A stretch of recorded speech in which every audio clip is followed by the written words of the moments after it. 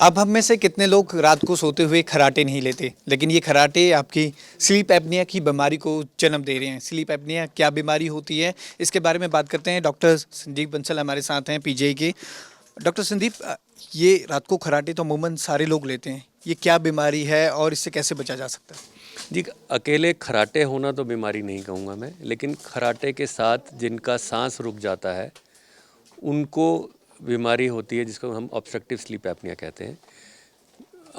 व्यक्ति को खुद तो नहीं पता लगता कि मेरे को प्रॉब्लम है, बट वो धीरे धीरे जब तक वो बहुत सिवियर फॉर्म में आ जाती है तब तक उसको पता लगता है। बट उनके बेड पार्टनर्स, उनकी फैमिली, उनके फ्रेंड्स को पता लगता है कि वो बहुत स्नोर करते हैं, तो उनको तो उससे दिक्कत होती है क्योंकि उनकी ऑक्सीजन सैचुरेशन कम हो जाती है, ब्रेन को ऑक्सीजन कम जाती है, उसके बहुत सारे इफ़ेक्ट आते हैं। अगले दिन फ्रेश नहीं उठते, हेडेक होता है, दिन में सोते रहते हैं, काम में मन नहीं लगता है, काम नहीं कर सकते, ऑफिस में प्रॉब्लम्स, बच्चों में भी सेम, ग्रेड्स कम हो जाते हैं, कंसंट्रेशन नहीं होता।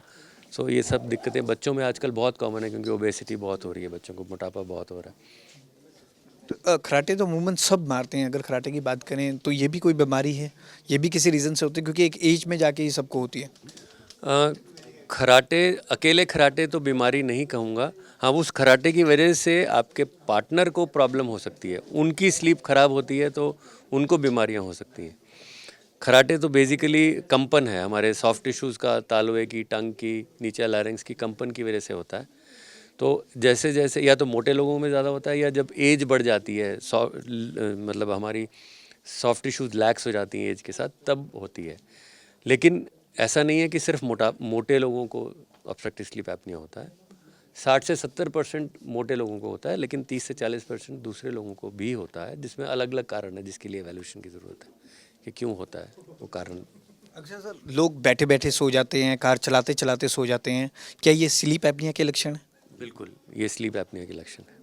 इस बीमारी से कैसे बचा जा सकता है? अगर किसी को ये सिम्टम्स है तो उसे पीजीआई में आके चेक करवाना चाहिए। हाँ जी, हाँ, किसी भी स्लीप विशेषज्ञ, जो स्लीप फिजिशियन है या स्लीप सर्जन है, उसको दिखाना चाहिए। पीजीआई में भी हमारे पास आ सकते हैं ईएनटी डिपार्टमेंट में। तो फर्स्ट एंड फॉरमोस्ट सबसे पहले तो वेट मैनेजमेंट, लाइफस्टाइल मॉडिफिकेशंस, आप बड़े हों या बच्चे हों, वो ज़रूरी है। और फिर एक सीपैप बाईपैप नाम मशीन आती है, वो लगा सकते हैं, जिसको हर रोज़ रात को सोते हुए लगाना पड़ता है सोने से के लिए। तो वो सिम्टोमेटिक ट्रीटमेंट है लेकिन इफ़ेक्टिव है। और कुछ लोगों को जो मशीन नहीं लगा सकते या लगाना ही नहीं चाहते, या उसका प्रेशर इतना है कि उनसे टॉलरेट नहीं होता, तो या बहुत ज़्यादा ट्रैवल करते हैं वो लोग, तो उन लोगों को हम सर्जिकल, अगर वो इवैल्यूएट करने के बाद अगर वो सर्जिकल कैंडिडेट्स हैं तो उनको हम सर्जरी भी ऑफ़र कर सकते हैं। अलग अलग लेवल की ऑब्स्ट्रक्शन के लिए अलग तरह की सर्जरीज़ हैं। तो इसके लिए हम एक, हमारी कॉन्फ्रेंस भी हो रही है अभी 29, 30, 31 मार्च को पीजीआई में, जिसमें पूरे हिंदुस्तान से और बाहर से भी विशेषज्ञ आएंगे स्लीप एपनिया सर्जरी के लिए। सर आसान तरीके से अगर बात करें तो लोगों को, अगर आम लोगों को हम बात करें तो उनको कैसे पता चले कि उनको ये बीमारी है, कुछ इसके लक्षण? लक्षण वही कि एक तो नींद पूरी होने के बावजूद भी सुबह उठना है, फ्रेश नहीं उठते हैं, मॉर्निंग हेडेक्स हो जाते हैं, दिन में एक्सेसिव नींद आ जाती है, ज़्यादा नींद आती है, सोते बैठे बैठे सो जाते हैं, ठीक है, चिड़चिड़ापन हो जाना, कंसंट्रेशन नहीं होना, गुस्सा ज़्यादा आना, ये कुछ लक्षण हैं स्लीप एपनिया के।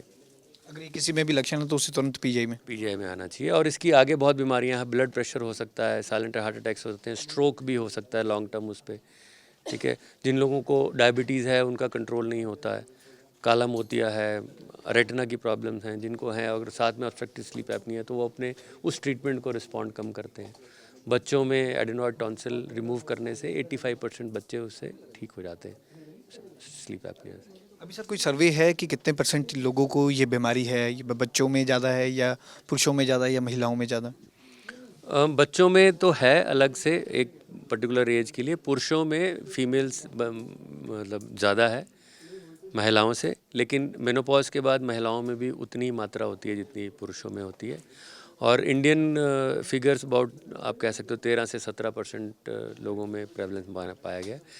बाकी स्टडीज़ चल रही हैं, हमारी एसोसिएशन भी स्टडी कर रही है कि एक्जैक्ट प्रेवलेंस हिंदुस्तान में भी पता लग जाए कितना, क्योंकि रिपोर्टिंग कम है अभी भी, लोग सामने नहीं आते हैं, खर्राटे उनको लगता है कि बीमारी नहीं है।